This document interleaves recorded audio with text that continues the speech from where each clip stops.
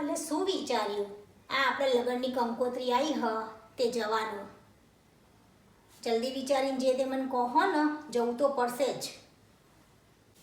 નહીં આવું એમ? બધી જ જગ્યાએ નહીં આવું, નહીં આવું, નહીં આવું. તો પછી તમારો છોકરો મોટો થશે, તમારા ઘેર કોઈ પ્રસંગ કરવાનો થશે તો તમારા ઘેર કોણ આવશે? લગી તો વિચારો. હું તમને શું કહું, 501 રૂપિયા ચલ્લો કરી દઈશું ને? 250 રૂપિયા? અલ્યા 250 રૂપિયા તો ના કરાય. એટલો ચલ્લો ચાઈ કર્યો તો જોયો તો હગાઓમાં. મને તો 100% લાગે કે તમે અસલ તમારી માં જેવા હો.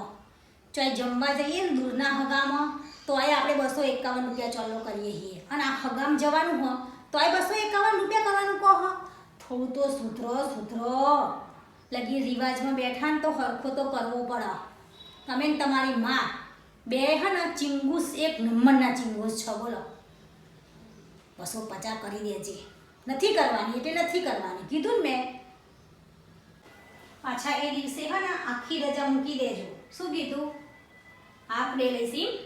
શું તમે તો કોઈ નરેન્દ્ર મોદીના પીએ છો કે હાફ ડે લઈશ? જોવા જાય પણ મારે એકલી જવાનું અને એવું કહેવાનું કે અમારે એમને રજા નહીં મળતી. સાના માના આખા દિવસની રજા મૂકી દેજો અને હંગાત આવવાનું થાય, આખો દિવસ રહેવાનું.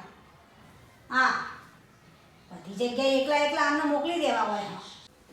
શું કહી બેટા? બોલ. તાર પરીક્ષા હોય એમ ટ્યુશનમાં?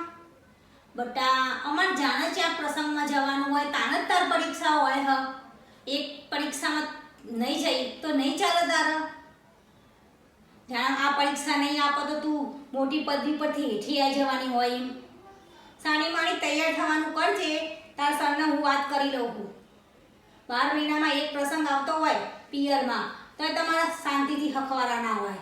તૈયાર થવાનું કરજે. હા, વાંચી લેવાનું ઘેર બેઠા.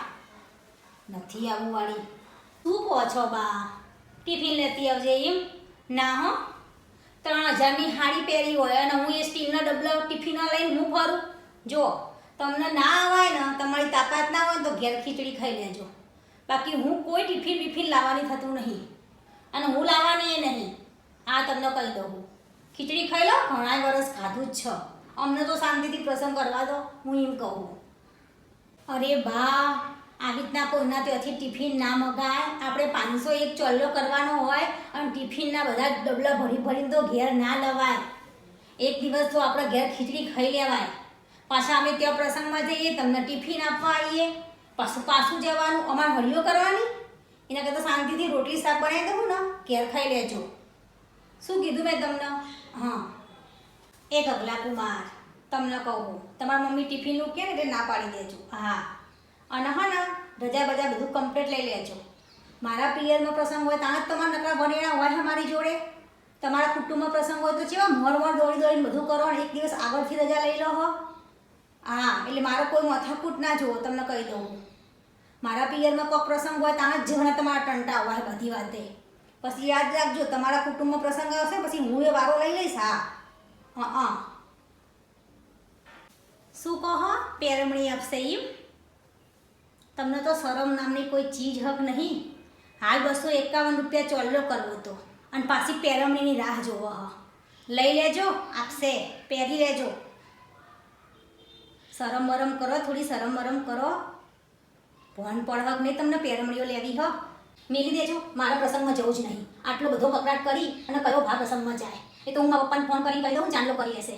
કોઈ જગ્યાએ ના જવું નહીં. પછી હું જોઉં ને તમારા ઘેર પ્રસંગમાં કયો ભાઈ ઊભો થઈ જાય, કોઈ નહીં આવો. યાદ રાખજો, મારે તો જવાનું થતું જ નહીં. હું જવાની જ નહીં. આટલા કકડાટ કરીને આટલું મને મારે ચાય જવું નહીં. No.